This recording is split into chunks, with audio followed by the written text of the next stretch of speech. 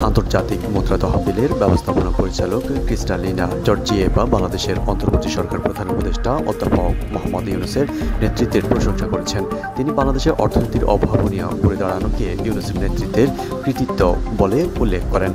মঙ্গলবার সন্ধ্যায় Washington DC থেকে ভিডিও কনফারেন্সে জর্জিয়েভা বাংলাদেশের চলমান অর্থনৈতিক সংস্কার, আঞ্চলিক পরিস্থিতি এবং আগামী ফেব্রুয়ারি জাতীয় নির্বাচন ঘিরে নানা চ্যালেঞ্জ নিয়ে প্রফেসর ইউনূসের সঙ্গে আলোচনা করেন। জর্জিয়েভা বলেন, আপনার অর্জন আমাকে মুগ্ধ করেছে।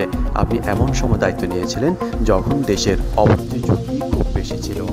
আপনি সঠিক সময়ে সঠিক ব্যক্তি হিসেবে উঠে এসেছেন। আইএমএফ প্রধান বিশেষভাবে উল্লেখ করেন বৈদেশিক মুদ্রা বাজারে স্থিতিশীলতা ফিরিয়ে আনা এবং বৈদেশিক মুদ্রার রিজার্ভ পুনরুদ্ধারকে। তিনি বলেন, বাজার ভিত্তিক বিনিময় হার চালুর মতো সাহসী পদক্ষেপ বাংলাদেশের অর্থনীতিকে নতুন গতি দিয়েছে। অধ্যাপক ইউনূস এই সময় আইএমএফ প্রধানকে ধন্যবাদ জানিয়ে বলেন, এই কঠিন সময়ে আপনার সমর্থন আমাদের জন্য অত্যন্ত গুরুত্বপূর্ণ ছিল। তিনি নিউ ইয়র্কে গত বছরের জাতিসংঘ সাধারণ পরিষদের সময় জর্জিয়েভার সঙ্গে প্রথম সাক্ষাতের কথা স্মরণ করেন এবং বলেন, সেই সাক্ষাৎ বাংলাদেশের অর্থনৈতিক পুনরুদ্ধারের পথে গুরুত্বপূর্ণ ভূমিকা রেখেছিল। অন্তর্বর্তী সরকার প্রধান উপদেষ্টা পুনরায় আশ্বস্ত করেন যে আগামী ফেব্রুয়ারি রমজান মাসের আগে নির্ধারিত সময়ের বিশ্বাসযোগ্য নির্বাচন অনুষ্ঠিত হবে। তিনি আরও স্পষ্ট করেন, নির্বাচন শেষে তিনি তার পূর্বের কাজে ফিরে যাবেন।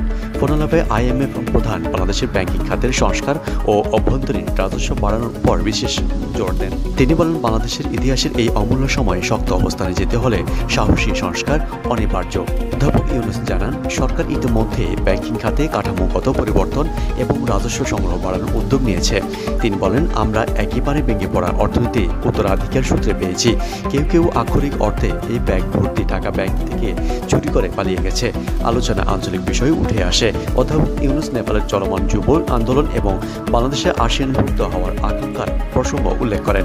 তিনি ঢাকার নতুন বন্দর ও টার্মিনাল প্রকল্প সহ বড় ধরনের অবকাঠামোগত উদ্যোগের অগ্রগতি সম্পর্কেও অবহিত করেন। এই সময় অর্থ উপদেষ্টা ডক্টর সালেহ উদ্দিন আহমেদ ও অর্থ সচিব খায়রুজ্জামান মজুমদার উপস্থিত ছিলেন।